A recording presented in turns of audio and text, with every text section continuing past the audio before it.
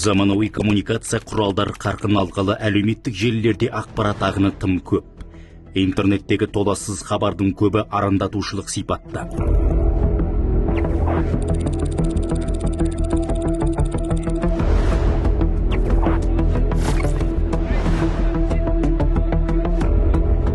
Байланыстың бұл түрі қолжетімді, жылдам әрі құпиялылық саясаты тағы бар.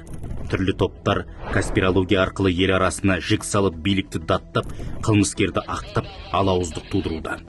Гибридтік соғыстың бел ортасында деструктивті діни ағымдар да жүр.